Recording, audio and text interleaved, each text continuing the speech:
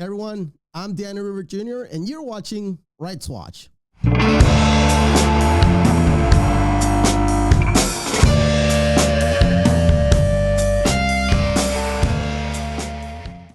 All right, so today I am joined finally in person with my friend here, Andrew Weeks. Andrew, it's so nice to see you, not behind a screen, but actually in person, man. I know, man. It really is. It's great to be here. And this is actually two firsts. That's right. For me on this podcast. One is us being in person, and the other is it's an emergency podcast. That's right. So that's right, Andrew. When we first started, Andrew said, you know, if there's an emergency podcast, it could be 2 a.m. in the morning. Call me and I'll be there. And there he is delivering. All right. So that's what I call commitment. All right. So thank you so much, Andrew, for being here today.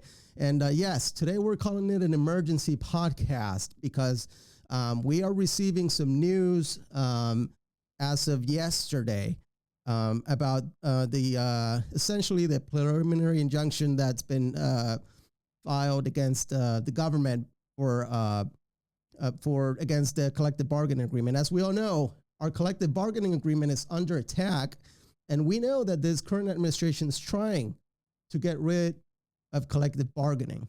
Okay, and right now, AFGE is working hard, and not just AFGE. Different unions are joined. They've joined forces, and they're fighting in court, making sure that we keep our collective bargaining. But unfortunately, we're facing some hurdles right now.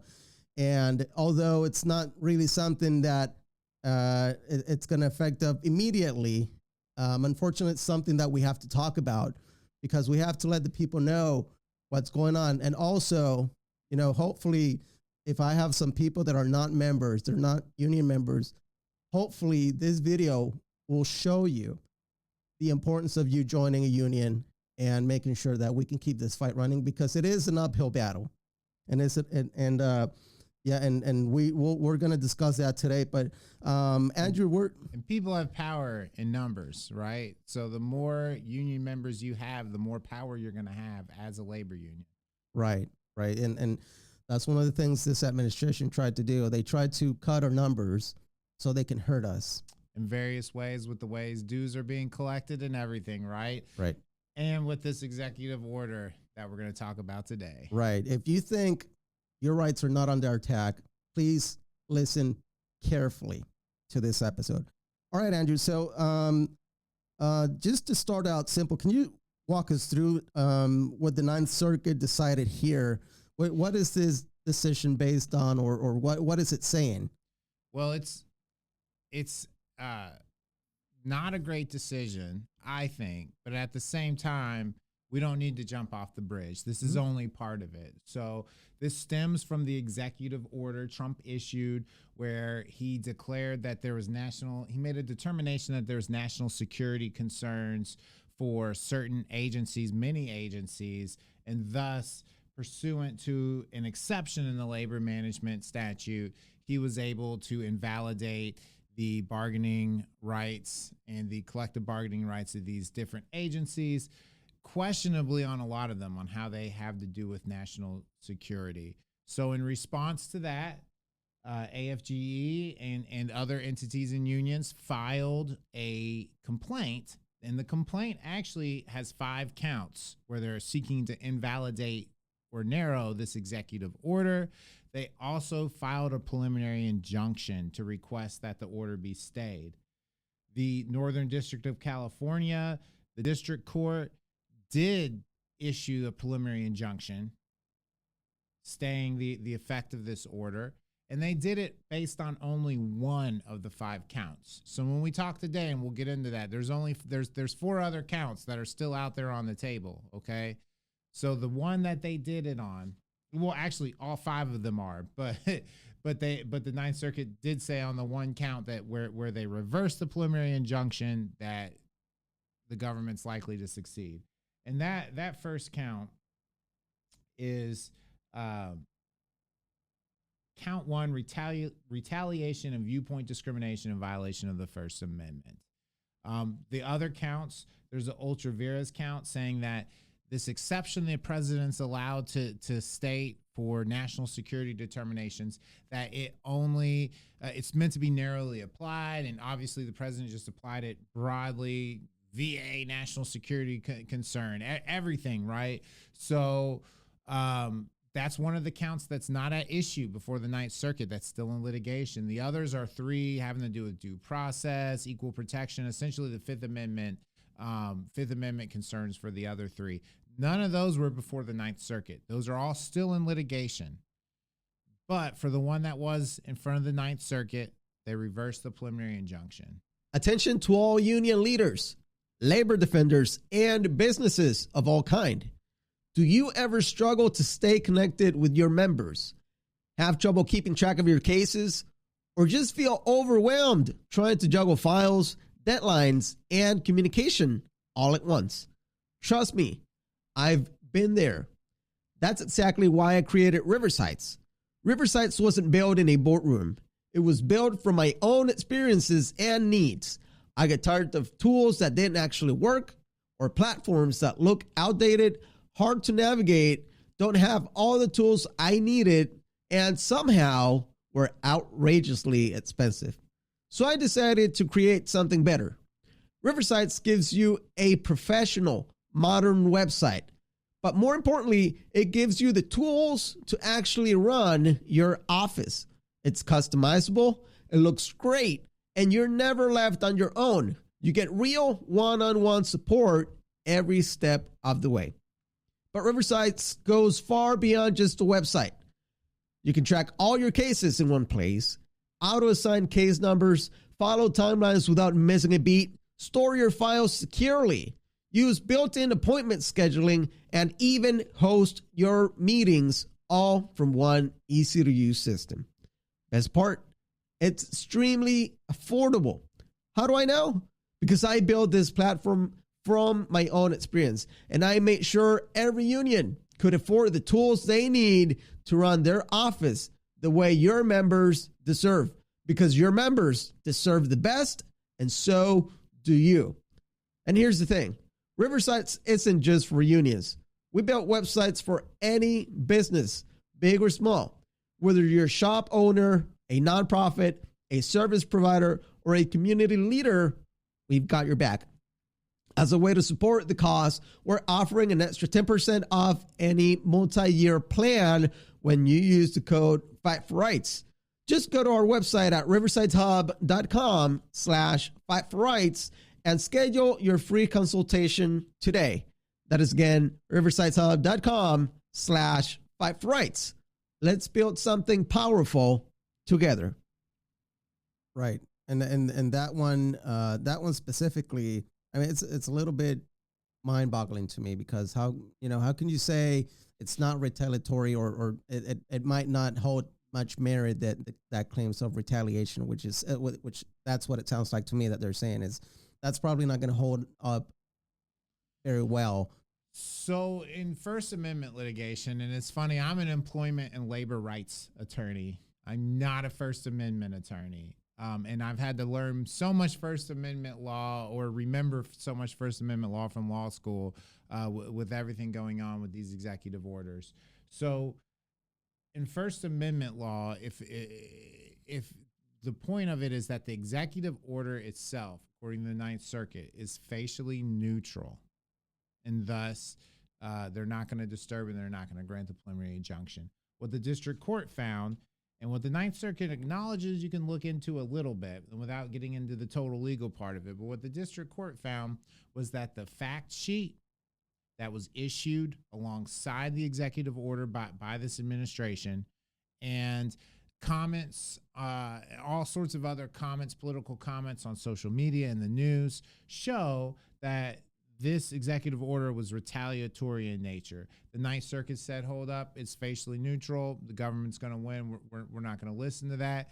It's ridiculous, because at the same time the executive order was released, there was a fact sheet released that literally says hostile federal, that the intent of the executive order is to block hostile federal unions that are used to obstruct agency management, and quote unquote, certain federal unions have declared war on President Trump's agenda. Right. And so the district court said it's very plain. This is retaliation and viewpoint discrimination. I'm granting the preliminary injunction. Right. Not so fast, according to the Ninth Circuit.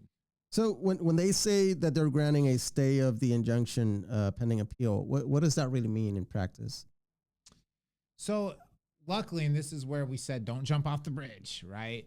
Luckily, the litigation is going to be allowed to play out on paper. And we'll get to that in a second, right? On paper, the litigation is going to be allowed to play out because the administration has directed agencies to continue bargaining, and that they're not going to completely dismantle, or they're not going to unilaterally revoke these collective bargaining agreements until litigation is resolved. So therefore, the Ninth Circuit said also not only everything about we don't think this was actually viewpoint discrimination because the executive order is facially neutral. Also, there's no harm because they're actually not going to do anything till litigation is over. So litigation can play out. We know in practice and on paper sounds great. In practice, not so great. I don't know at the VA with your local, what have you been experiencing on that? Well, we haven't really seen much of the impact of these things other than, I can't get into one of these things because we're still working out some of the kinks that are coming up through the agency, but things like not wanting to participate in labor management relations, stuff like that, that we're actively working against and trying to make sure that the agency keeps including the union on these important discussions. So to an extent, we are seeing some effect and some impact on our local, but thankfully, not to the extent where I've seen other agencies where they've completely stopped recognizing our collective bargaining agreements and not letting us file any grievances, not letting us do anything that has to do with collective bargaining. So we are seeing an active impact on other agencies.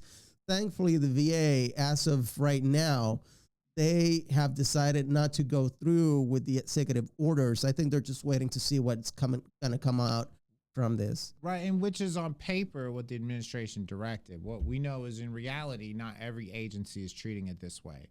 And without getting into details, again, as we discussed, some agencies have quit really acknowledging grievances filed. They've quit bargaining. They're acting like the executive order is already in place. So while the administration can say on paper, oh, no, we're not going to enforce it, we know the reality is different, whether it's at a smaller level that's not affecting the substantive main issues, right, like with at the VA, or whether it's on a broader level like some of these other agencies. Side note, stay tuned to Rights Watch. There might be an episode where we talk about some of this, or where Danny talks about some of this with some of the other unions that this is affecting. Right. I will tell you one thing. You do notice a change in attitude. So it plays an important role because right now agencies feel like they've got the power. Okay. And at any point, that they're just waiting on the VA to say, okay, we're going to stop recognizing the CBA. And right, at any point, right now it's like playing a mouse and trap. They're working with us to an extent, but you can really see their attitude towards this and where they think it's going to go. And you can see that they think it's going to go on their favor at the end, which I don't agree with. But well, I can go ahead and tell you that from my experience as a employment lawyer who represents federal employees primarily, I've seen it as well. So there may be, and I'll leave this vague, but there may be something pending with the FLRA, right? And we may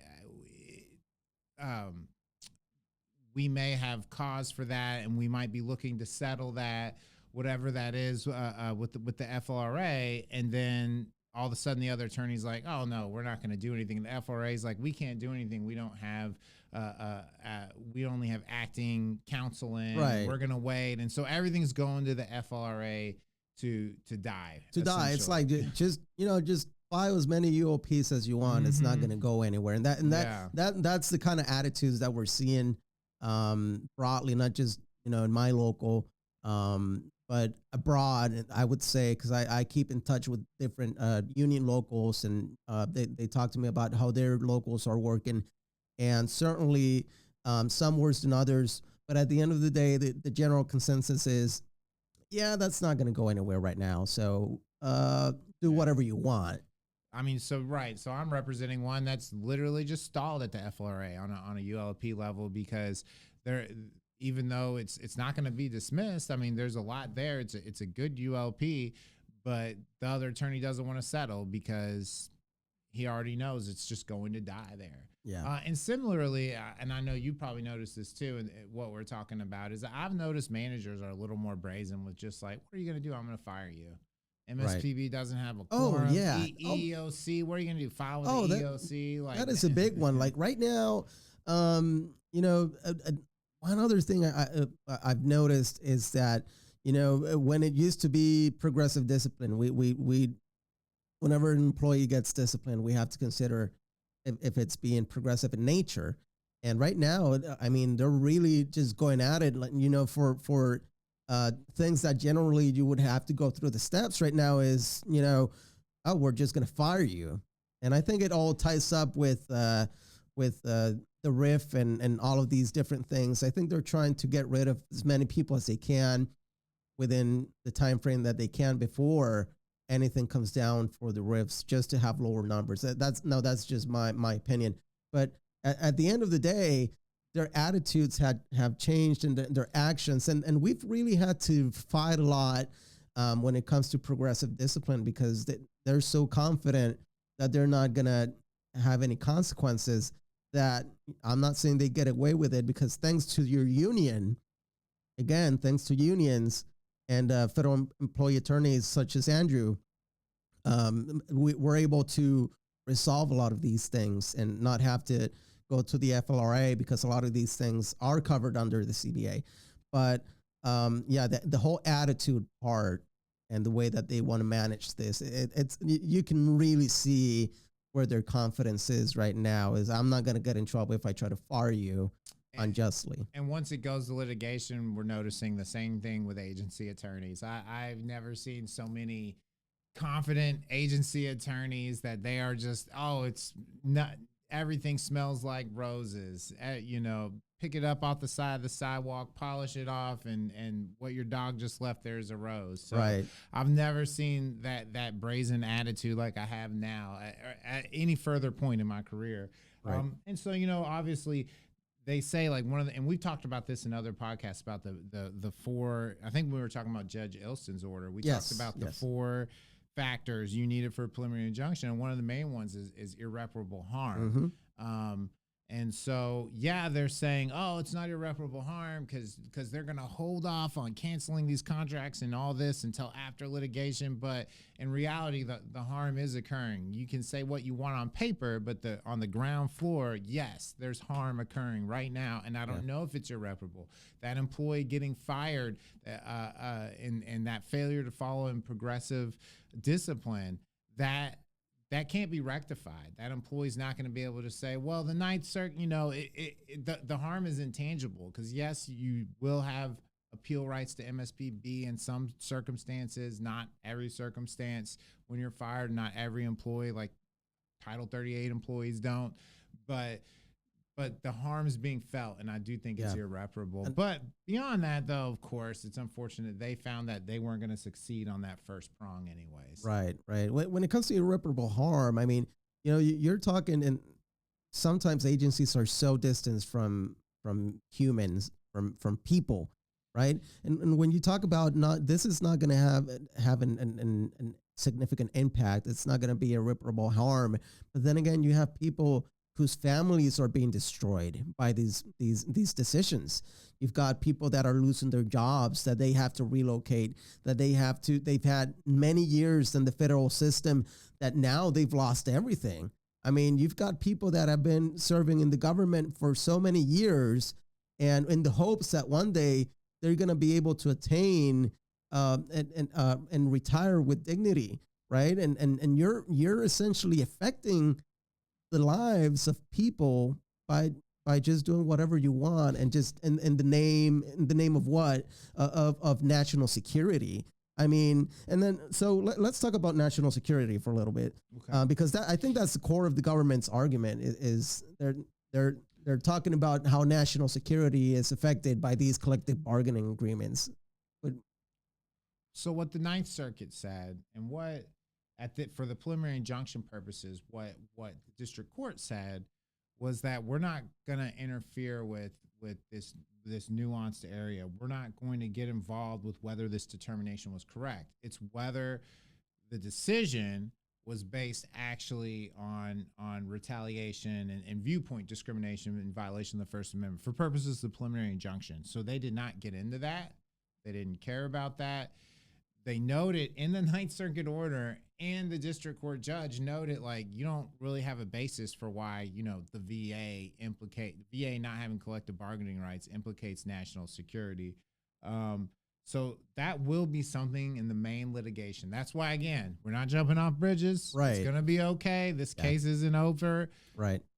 I'm not confident in our Supreme Court, but if it comes to that point, but the case isn't over yet. Yeah. And so the ultra viras count 2 is going to talk about that, the due process. There's other claims. Those other 4 claims are going to wrap into whether what should be a narrow decision allowed by Congress for the president to declare national security concerns. Yeah. Why this overly broad application is outside of his authority. That's still on the table. We don't have an answer to that. Right. The Ninth Circuit didn't indicate how they would rule on that. They gave no indication. They specifically said, we're not addressing this. Yeah. Yeah. So, and then, when it comes to that, when it comes to national security, so can the president, can he make up his own definition of national security? Because it sounds to me like just about anything for him is a national security issue, or he can argue that just about anything that affects the way that he wants to conduct business, he'll just say it's a national security issue. The president is supposed to be the expert on national security. So to an extent, he does have authority to declare national security concerns to an extent, right? And that's what this litigation is about. What is that extent? No one denies that he can do that. It's just, did he overextend his authority? That's why elections matter.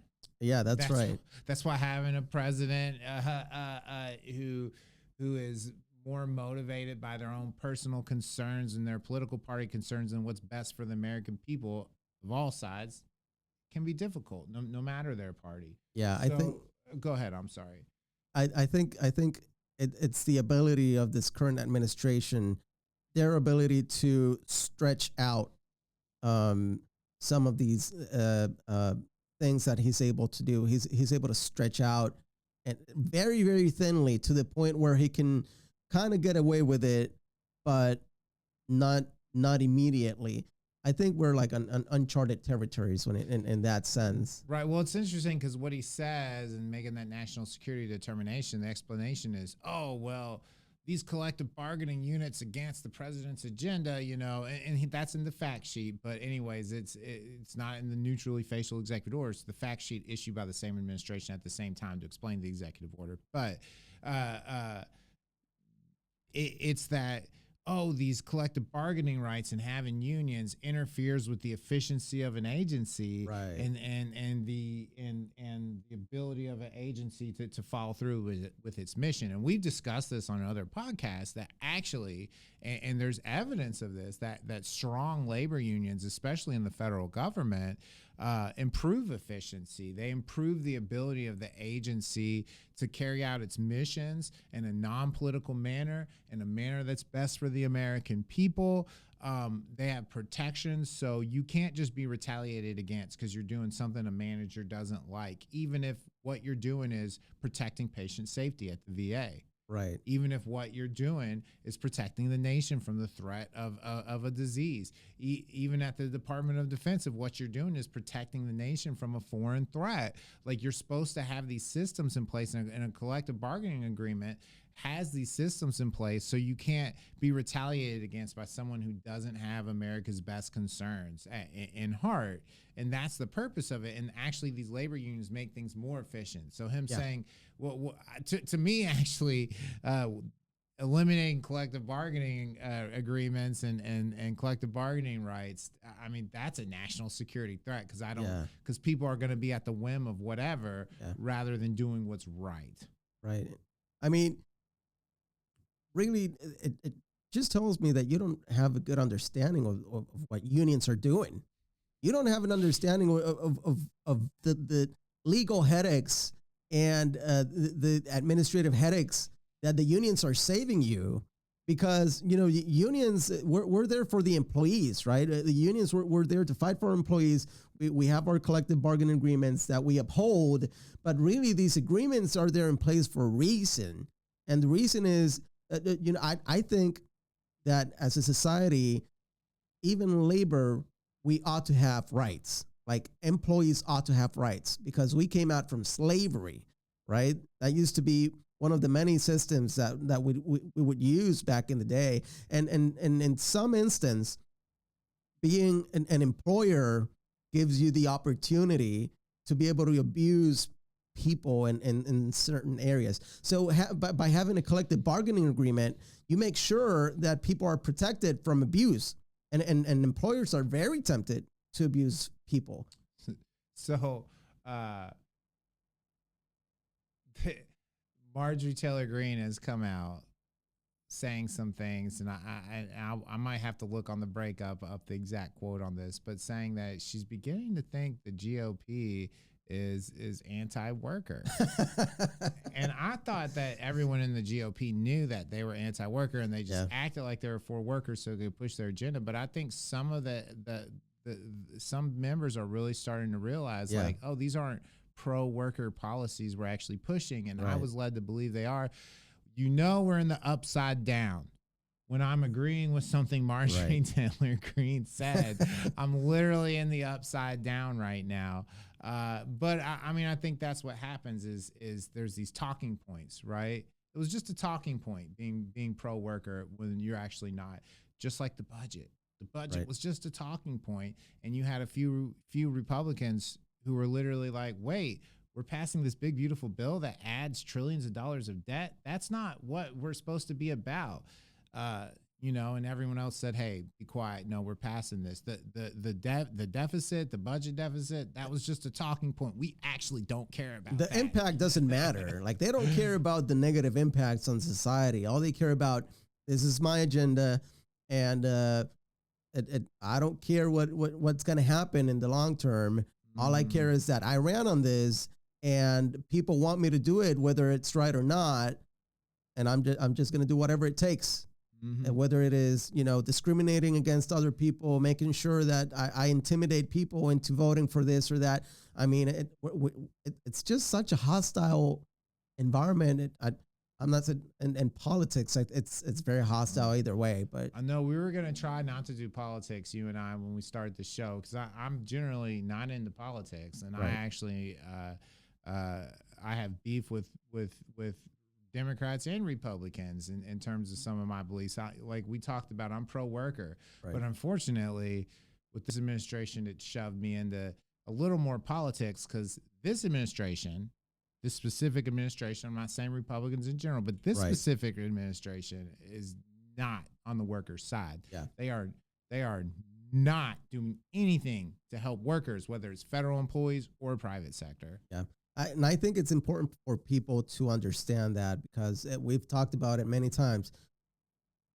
We're not political, and unions aren't political, and neither are lawyers, and neither is our legal system. It shouldn't be political or legal system. Be, you know? But we are living in a world where, unfortunately, politics affect the way everything runs. And I mean, we are forced inadvertently into politics, whether we like it or not, because it's the very policies that are coming out from this administration that is being a threat to our workers. And we care about our workers, and we care. You know, when we talk about this current administration, we're not talking about against one party or another. We're saying, listen, they're attacking you. That this administration is actively attacking your rights as an employee. I mean, do you really want to lose your rights? Do you really want to be at the whims of these agencies that don't have your best interest at heart? I mean, is that what people really want? I don't think so, but they don't understand that this is what's going on. And we caveat that our apologies, if you're $100 millionaire or a billionaire, this administration is great for you. Like, more power to you. You don't need to listen to us. Your rights are protected, billionaires, with this administration. That's right. And we are for the working people. We are for the working people. And you know, these policies really affect the working people. These policies don't care about the people that are making our nations great. These policies only make the rich richer. These policies only look out for the best interest of those who don't care about normal people like you and I. Why? And it goes to the broader question of the RIFs, right? Like, no one's against trimming the fat. No one's against that. And I think I heard John Hetzel on this podcast once talk about that. Yeah, we're okay with doing a proper RIF. Right.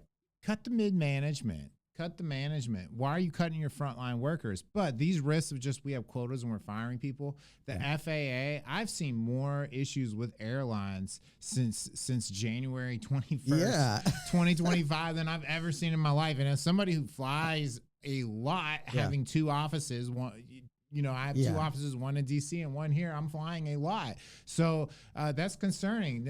No one wants that. That's not a good thing. Cutting veterans affairs, cutting hospital workers, our frontline workers caring for the veterans. That's not a good thing. How is that in the best interest of the American people when you cut services to veterans? You need government to make things run efficiently. You need FAA. You need some of these agencies. Even if you're a hard line, like I want the most limited amount of government I can possibly get, you still need a properly functioning FAA to fly safely. You still need all these properly functioning. I'm using that as an example, but we could probably sit here, you and I, and think of 100 or 1,000 other examples. I'm not being cynical, but really, I've never been afraid of flight. Okay, I'm afraid of heights. I'm terrified of heights. All right, don't tell that to the thousands of people that are watching this show. Cut it. But I'm terrified of heights. I'm not afraid of flying. I can get on a helicopter. I can get on a plane. No problems. But ever since this administration started, we've seen so many issues and crashes and all these different things. And it worries me. It worries me that this administration tried to take unions away from the TSA, right? And what that does is they start without having those protections, people start working understaffed. They start working without the proper equipment. They start working in very hostile working conditions. And what does that do for not just the efficiency, but the morale of those who work in the TSA, right? And they're probably not vetting people.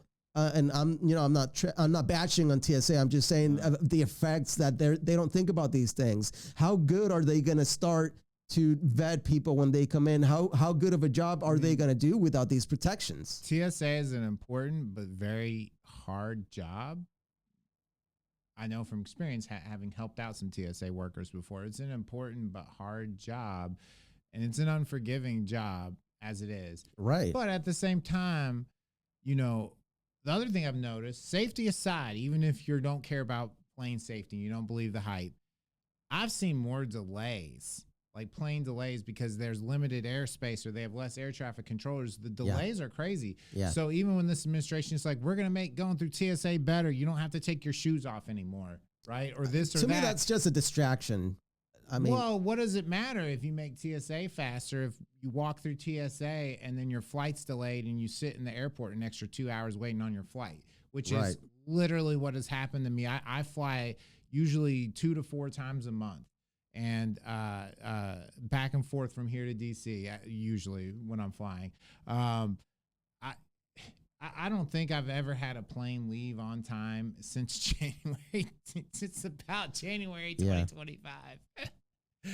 So yeah, there's so many effects that these decisions take, right? And you know, coming from a security standpoint, coming from a delay standpoint, I mean, it just affects, and we're just using TSA because I think it's just one of the easiest examples.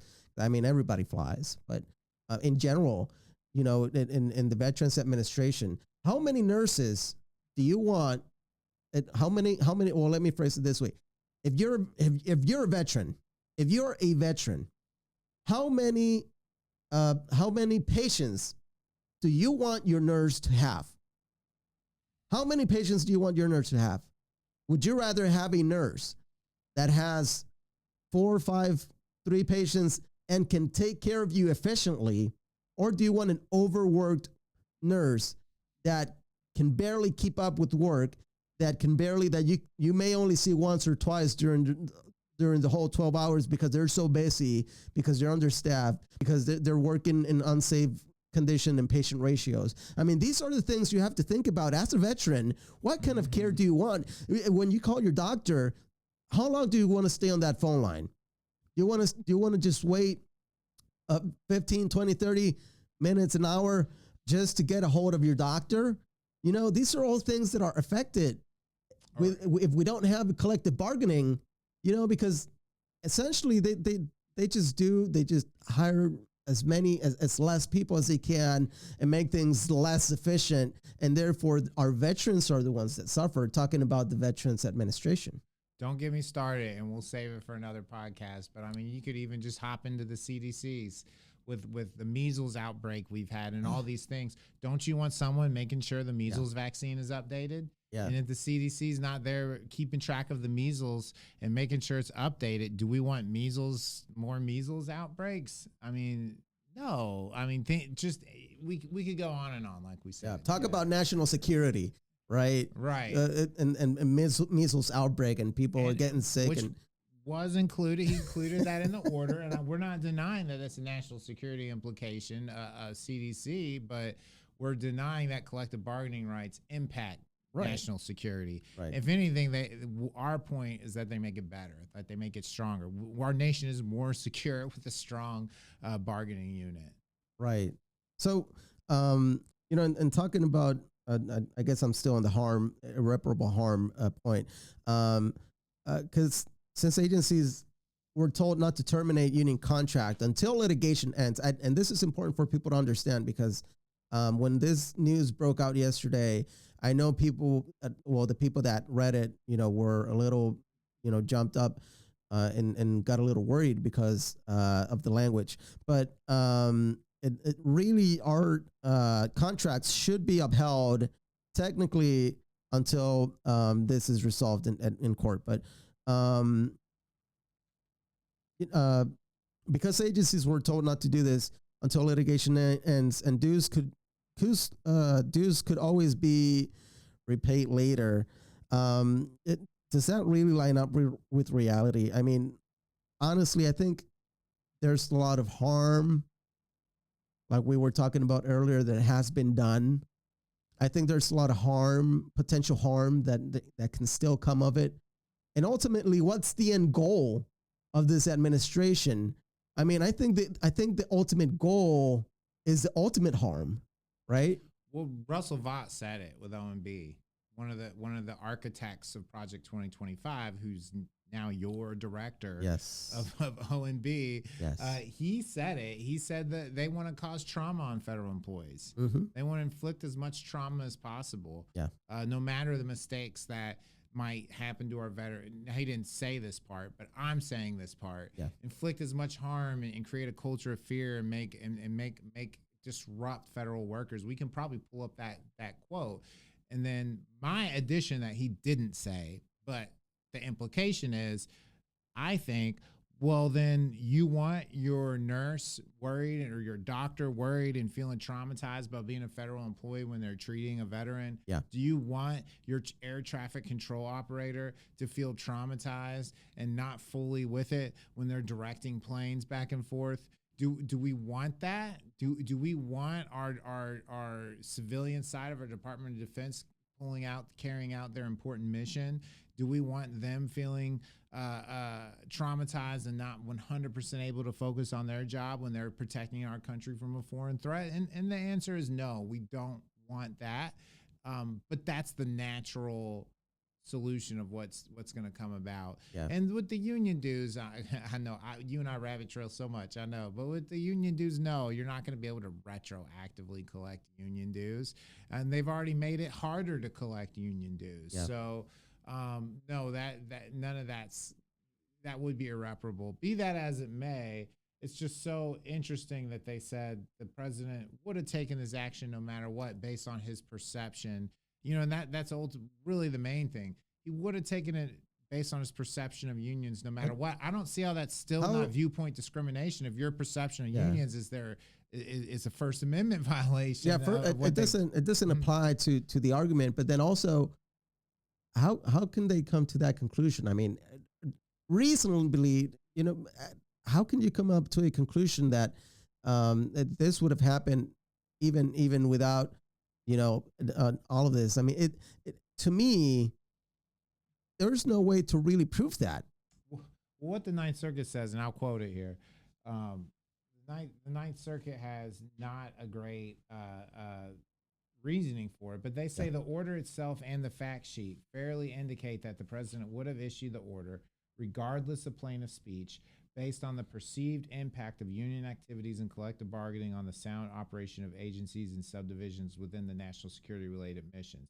I don't think the fact sheet shows that he would have issued it when the fact sheet literally says that some unions have declared war on President Trump's agenda. What does that have to do with national security? I guess the argument is President Trump's agenda is national security, but I don't know. So we're still that statement itself is a war declaration against unions. Yes. Because when you're saying they're declaring war on me, but in reality what we're doing is defending people's rights, then you're the one who's declaring war on the unions. And you know, it's a different time, and we have to keep on fighting. Yeah. But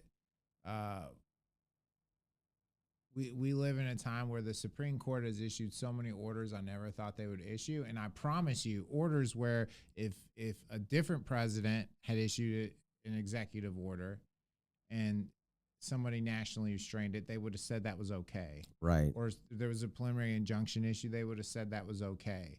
And that you could do that against a different president, but not this one, because, and maybe I'll get in trouble for this, so I'm going to say it at the end of the podcast. We have a very political Supreme Court. It's politics. Yeah. We have a political Supreme Court. They're not ruling based on what the proper interpretation of the law is. At least 6 of them are ruling based on politics. Yeah. It's kind of like a double standard. Like, and then, you know, what's bad for them, it's not bad for you, or vice versa. Because I think the court said something to the effect of that the government suffers or may suffer irreparable harm if the president's national security decision is blocked. But so then it's a harm for him. It's a harm for the government, but it's not a harm when you're talking about the unions. And we're not getting confused too. I don't want to get confused. Like, yes, it was a Ninth Circuit 3-judge panel that issued this, not the Supreme Court. Right. But if they ruled and upheld the preliminary injunction, this would be in front of the Supreme Court, and they would have the same decision as this, yet on the shadow docket, so you wouldn't get as much explanation, and they would have reversed it and stayed the preliminary injunction. That's what was going to happen with the Supreme Court, in my opinion. Ultimately, what's going to happen? Where's this case leading up? Is it leading up to the Supreme Court? Oh, you know, it's probably going to go up there either way. But right now, it's in litigation. The preliminary injunction is off, but on paper, the administration represented that they were not going to revoke collective bargaining rights or anything like that till litigation is over. And although the Ninth Circuit indicated that you were going to lose on the First Amendment claim. Yeah. There's still 4 other claims of which we don't have an opinion on. And maybe the Ninth Circuit upholds the district court's ruling of ultra vires or procedural due process, or that this narrow exception, he over broadly applied it. Maybe they uphold that. Again, I'm not confident when it goes to the Supreme Court. We won't have the same decision, and ultimately we're not going to have collective bargaining rights for these agencies up until when we have a new administration, hopefully. But I do want to note one other thing. So he says national security, and this is like almost the most hypocritical part of all of this reasoning to me, Right. is he's saying, oh, national security rights eliminate the bargaining because collective bargaining units, they're against my agenda and they threaten national security, and agencies don't function as well, except here's an exception. If you're a law enforcement labor union, then no, you're okay. We're leaving you in place, law enforcement unions, and we're not touching you. So isn't that hypocritical? You're saying national security, labor unions aren't good, but you're recognizing labor unions are good for law enforcement. And Right. that's what you're recognizing, that and for the national security and all the effects of law enforcement, labor unions are good for. So it is the double standards. One of the most hilarious hypocritical parts about this is that you're eliminating the labor unions for all this stuff, but not law enforcement based on national security. Hey, stand on your business. If labor unions are bad, President Trump, then eliminate them for everybody. But you're not doing that because you know they're not bad, and you have a different ulterior motive. And Right. you know labor unions, yes, they're good for workers, but they're good for the high functioning and efficiency of agencies as well. So at the end of the day, although the appeals court doesn't seem to believe it, it is an issue of retaliation for unions that don't collide with Trump's agenda, or for unions that simply, push back against the agenda for one reason or another. I mean, they clearly don't agree with that. It doesn't mean, for those of us who have eyes and can see, I can see an administration that doesn't like it when you push back. Instead, you should always say, yes, sir, yes, sir. Be thankful for, when was the last time you were thankful to your president for taking away your rights? So now we're in a realm of, it appears to me that, it's retaliation. There's a whole realm of case law that I'm not the expert on when an executive order or when something is facially neutral yet discriminates, and this other standard you have to prove. We're not going to get into that. It's when I'm bringing a First Amendment claim myself, I'm doing it on behalf of an employee. I'm doing it on behalf of one single worker who said something and then was discriminated against for that. Right. So for me, it's a different standard. I'm representing the workers and the employees. So, I don't want to expound too much on that and what's going to happen, because that's the role of these attorneys. Obviously my role as an attorney is I'm representing the labor unions on the front lines. I'm in the grievance arbitrations. I'm in the Merit System Protection Board. Right. I'm in federal court on EEOC claims. That's where my role is. Right. But there is, we could probably do a whole nother episode on that area of law, and when something's facially neutral and what you have to show and what you have to prove. But on its face, given with this fact sheet they issued at the same time, that how can you separate them? Right. It's the president's way of explaining the executive order that then has all these retaliatory statements. I don't see how it's anything but retaliation. Right. Unfortunately, because like you said, there's political climate. We may not get a fair answer. When I say fair answer, I'm talking about the people. It's not fair for workers to have their rights be essentially abolished at some point.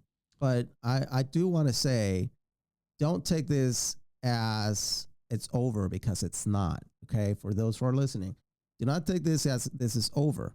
All right, because it feels a little grim when we talk about these decisions, but in reality, it's still playing out in court. The final decision is not done. It's still being fought in court. Just hold on, stay there, okay? And most importantly, for those that aren't members, really, you have to join the union so that you can support these efforts to fight them in court. If we don't, the strength is in numbers. If we don't have the numbers, How are we expected to fight? And for those who aren't members, at the end of the day, whether we win or lose, they're part of, or they're part of the end result, right? So do I want to be part of a positive result or a negative result? And my answer is I want to be part of a positive result. I want to make sure that in my own capacity and what I can do for our unions, that I keep the fight running, whether it be through your union dues, your membership, you're actively fighting in your locals, and you're a guest here in Rights Watch, anything like that. Just, keep on the fight. Let's keep on fighting, because it's not over. And really, we have the power. We have the power to make sure that that we have a good chance of winning. So I do feel confident enough to say, we can win this. We can win this fight. I'm not down, and I'm not going to be let down at any point. We're fighting every way we can. There's this stuff going on. You all are doing what you're doing on the local level at the labor unions. I'm appealing RIFs. I'm doing everything I can in Merit Systems Protection Board on the litigation wise. Everybody's fighting. There's another important way you can fight too. Get out there and make your voice heard in the voting booth. Because, ultimately, with the way things are set up, that's going to be the biggest change that can happen if we start voting in pro-worker, pro-labor people, right, and voting out the anti-worker, anti-labor people. Right. I do have empathy for I'm empathetic towards businesses. Businesses are good for the country, but I'm not empathetic towards giving up rights. So there has to be a balance. We need businesses, right? But we need our workers, and it needs to be a fair balance between, workers don't overrun businesses to the point where they can't run, but also that employers don't abuse of their employees to the point where going to work every day is terrible. Happy workers is good for profits. It's great for profits. The best businesses are the businesses where the employees are happiest the most. I've seen stories of CEOs that have given up their big salaries and have decided to divide its salary so their employees can get a really good and fair salary. So it's stuff like that, and those employees are loyal to the end. Those employees are loyal to the end, and I'm telling you, it's better when you work for an agency that has your back, because that you're walking into a place where you're going to be treated fairly. Firstly, you're not fearing for your job every day. So anytime you walk into your job, you're not in fear that somebody is going to come out to get you. Instead, you feel confident enough and you feel happy that you're going to provide a good service. And then, those workers that it's easier for management to see, okay, we have our employees happy. We have a happy workforce. And then you start looking at those that don't perform well. And it's easier to do that for agencies. To me, it's just obvious that, the better your employees are treated, the more obvious it will become to you who your good and bad performers are. But they don't see it that way. At least this administration doesn't want to see it that way. But, we are for workers. We are for the working people. But businesses, they already have enough of, rights to cover them left and right. Workers don't have enough rights. We need, if you think we should give up these rights, just wait until you have none. Well, no one should be stomping on the back of somebody else to make a profit. Yeah. That's just, there's right and wrong. That's wrong. That's right. All right. Well, Andrew, it's good to see you in person, man. I love it. I love knocking out two birds with one stone. We got the in person and we got our emergency podcast session in. That's right. That's right. That's Andrew right there. He's a committed attorney. And Andrew, just for our viewers, please let them know where they can find you if they really need your help. Where can they go and get some information? Just go to the website. It has everything you need there. LegalJusticeAtWork.com. If you go there, it'll have the way to contact us: email, phone, schedule a Calendly meeting, information about our firm, which fights for federal workers, information about me and my partner. It's all on the website. All right, awesome. LegalJusticeAtWork.com. All right, Andrew, thank you so much, brother. Appreciate it. Thank you all for being here today and watching this video. Our podcast is gaining a little bit of traction. So I'm very happy about that, because what that means to me is that people are getting more and more interested in what's going on the labor front. So please make sure to subscribe to our YouTube channel. Make sure to share and like this video and make your voices heard. Okay, just keep getting the word out to as many people as you can, because at the end of the day, your rights are at risk and we have your backs to defend it. All right. So, all right. Thank you all so much. All right. And smash that like button. Yeah, that's right. All right. Until the next one, God bless. And remember, we are not giving up.